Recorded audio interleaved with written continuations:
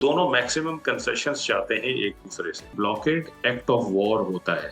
America ने असल में स्ट्रेट ऑफ हॉर्मुज का ब्लॉकेट नहीं किया हुआ है, ईरान का ब्लॉकेट किया हुआ है। ईरान जो भी डिमांड कर रहा है वो यूएन चार्टर में रहते हुए कर रहा है। ये मुआहिदा बेसिकली दुनिया में तय करेगा कि आगे दुनिया कैसे चलेगी। ईरान ने ये ऐलान कर दिया खैर सगाली के तौर पे कि जनाब हम जो है स्ट्रेट ऑफ हॉर्मुज को खोलने जा रहे हैं, और उसके बाद हमने देखा कि बड़ा पूरी दुनिया की जानिब से वेलकम भी किया गया, इस फैसले को अप्रिशिएट भी किया गया। लेकिन अमेरिका जो है वो अपना नेवल ब्लॉकेट उसको ख़त्म करने को तैयार नहीं है, बल्कि जहाज़ों को कब्जे में लेने की कोशिश भी कर रहा है ईरानियंस, और उनको निशाना भी बना रहा है जो कि मालबरदार जहाज़ हैं। ये चल क्या रहा है, ये स्ट्रेटजी क्या है अमेरिका की? बहुत शुक्रिया मुझे प्रोग्राम में लेने का। वेलकम। देखिए, इस वक्त दोनों फरीकैन को तीन चीज़ों की ज़रूरत है। पहली चीज़ ये कि क्योंकि टॉक्स मंतकी अंजाम तक जा रही हैं, आगे बढ़ रही हैं, तो दोनों मैक्सिमम कंसेशंस चाहते हैं एक दूसरे से, और दोनों को ये भी पता है कि मैक्सिमम कंसेशंस लेना मुश्किल काम है, क्योंकि दूसरा फरीक तैयार नहीं है कि वो कंसेशन दे। तो एक तो उसकी तैयारी हो रही है। दूसरी चीज़, दोनों को डोमेस्टिक सपोर्ट बेसिकली अपनी लूज नहीं करनी है, बल्कि उसमें मजीद इजाफा करना है और लोगों को ये बताना है कि जो कुछ हमने जंग में हासिल किया है वो हम टेबल पे हारने नहीं जा रहे हैं, या हम हारेंगे नहीं।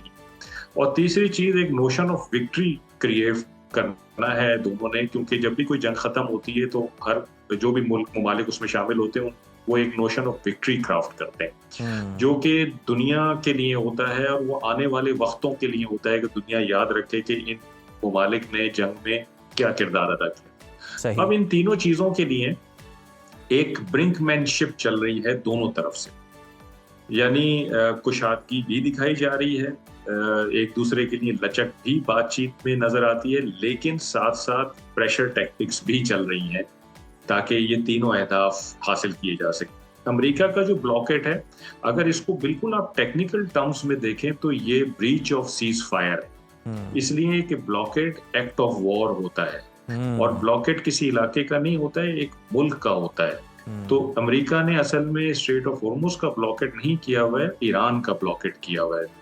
ईरान के जो पोर्ट से शिप्स आ रहे हैं या पोर्ट्स की तरफ जा रहे हैं उनको अमेरिका रोकेगा, ताकि इकोनॉमिक प्रेशर ईरान पे डाल सके, और ये एक्ट ऑफ वॉर के जुमरे में आता है। तो अगर ईरान चाहे टैक्निकली इसको देखे तो ये ईरान बिल्कुल हक बजानिब है इसको रिस्पॉन्ड करने में और इस ब्रीच को, इस ब्लॉकेट को तोड़ने में। अब जो कल वाकया हुआ है, जो ईरानी शिप को इन्होंने बोर्ड कर लिया है और अपने कब्जे में ले लिया है, ये भी ईरान के पास एक जवाब है बड़ा कवी किस्म का कि वो इसको जवाब बनाकर तो अमेरिका के साथ दोबारा जंग शुरू कर सकता है। लेकिन आप देखें कि दोनों तरफ से एक ब्रिंकमैनशिप चल रही है, इस तरह की स्टेटमेंट्स भी आ रही हैं। ईरान ने भी स्ट्रेट ऑफ हॉर्मुज को दोबारा बंद कर दिया है, कंट्रोल कर लिया है, और कहा है कि जो गुजरेगा वो मुझे टोल और टैक्स दे के गुजरेगा, मुझसे पूछ के गुजरेगा। तो ये दोनों वो काम कर रहे हैं जो एक दूसरे को ये बता रहे हैं कि हमारी स्ट्रेंथ अभी भी है, हम घुटने टेकने को तैयार नहीं है, और जब हम नेगोशिएटिंग टेबल पे बैठेंगे तो फिर जाहिर बात है कि पोजीशन ऑफ स्ट्रेंथ से बात करना चाहते हैं दोनों। तो ये हो रहा है, लेकिन इसके बावजूद मुझे ये लगता है कि बातचीत का सिलसिला बढ़ेगा आगे, और अगर एक हतमी एग्रीमेंट नहीं भी होता इन दिनों में, तो मुझे लगता है कि एक फ्रेमवर्क तय जरूर पा जाएगा जिसके तहत अगली बातचीत चलेगी, लेकिन और सीज फायर में एक्सटेंशन हो जाए। अब जो ये वॉर हुई है, पूरे खित्ते में इस वॉर को फैलाया गया है, ना सिर्फ थर्ड वर्ल्ड कंट्रीज बल्कि G7 ममालिक, तरक्की याफ्ता ममालिक भी जो हैं सफ़े अव्वल के, अब वो भी इसकी हीट महसूस कर रहे हैं, वो भी इसके असरात से बच नहीं पा रहे हैं। यूरोप की बात करें तो 6 दिन का जेट फ्यूल जो है वो उनके पास रह चुका है। तो क्या यूरोपियंस का भी बहुत ज़्यादा प्रेशर है अमेरिका के ऊपर कि वो किसी ना किसी तरह से अब इस मसले को, इस जंग को वाइंड अप करें?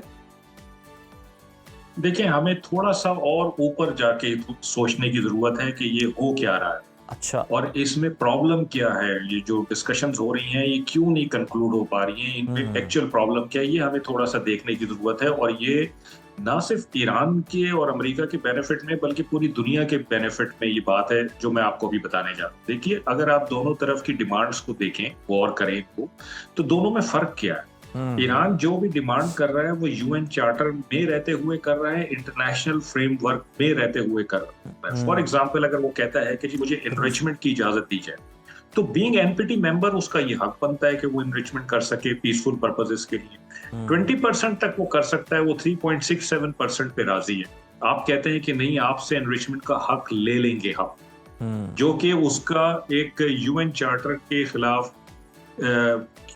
खिलाफ एक कदम है जो ईरान नहीं मानता है। स्ट्रेट ऑफ हॉर्मुज की बात कर लीजिए, ईरान कहता है जी ये मेरे टेरिटोरियल वाटर्स में से गुजरती है और मेरी जुरिसडिक्शन इस पे लगनी चाहिए। इंटरनेशनल लॉ बिल्कुल इसको सपोर्ट करता है, इस आर्गुमेंट को। International water way straight of Hormuz की तरह की खुली रहनी चाहिए सबके लिए, ये एक अंडरस्टैंडिंग है इंटरनेशनल कम्युनिटी पे।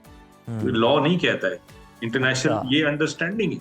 लॉ ये कहता है कि जुरिसडिक्शन वाटर, ये टेरिटोरियल वाटर्स जो है उन पे जुरिसडिक्शन रखती है, तो वो भी देखें, वो इंटरनेशनल फ्रेमवर्क के अंदर रहते हुए कर रहा है। अमेरिका क्या कर रहा है? अमेरिका कहता है उसकी जो भी डिमांड्स हैं वो सारी इंटरनेशनल लॉ के, यूएन के, और कोई आप फ्रेमवर्क उठा लें उससे बाहर की डिमांड्स हैं। फॉर एग्जांपल 0% एनरिचमेंट कर दें, स्ट्रेट ऑफ हॉर्मुज को आप बिल्कुल नहीं छेड़ेंगे, इस पे आपका कोई हक नहीं है, बैलिस्टिक मिसाइल्स की आप रेंज लिमिट कर दें, आपकी रिजीम मैं चेंज कर दूंगा। मतलब ये सारी वो चीजें हैं जो मावराए कानून है, मावराए बैनुल अक़वामी कानून है। तो अगर आज ईरान इन चीजों को मान लेता है तो क्या गारंटी है कि यही चीजें कल किसी और मुल्क के खिलाफ इस्तेमाल नहीं हो? क्या ये आर्गुमेंट किसी और के खिलाफ इस्तेमाल नहीं हो?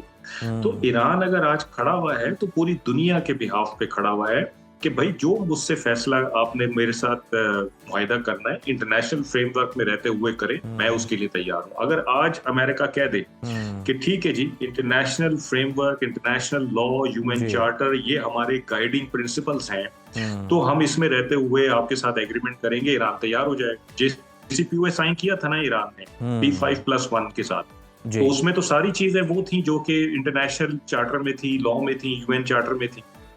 तो वो कैसे हो गया था साइन, और अभी क्यों नहीं हो रही चीज? ये बेसिक जंग में क्यों जाना पड़ा है? ये बेसिकली देखें कंटेंशियस इशू है, जो सबसे बड़ा इशू है। आज ये मुआहिदा बेसिकली दुनिया में तय करेगा कि आगे दुनिया कैसे चलेगी, क्या माइट एंड राइट पे चलेगी या किसी इंटरनेशनल कानून के तहत चलेगी या जंगल का कानून। ये बेसिकली इंपॉर्टेंस है इस चीज की। तो बाकी चीजें गैस, तेल, ये तो सब पीछे रह जाती हैं। आप पहले दुनिया में जीने का तरीका तो डिफाइन कर लें,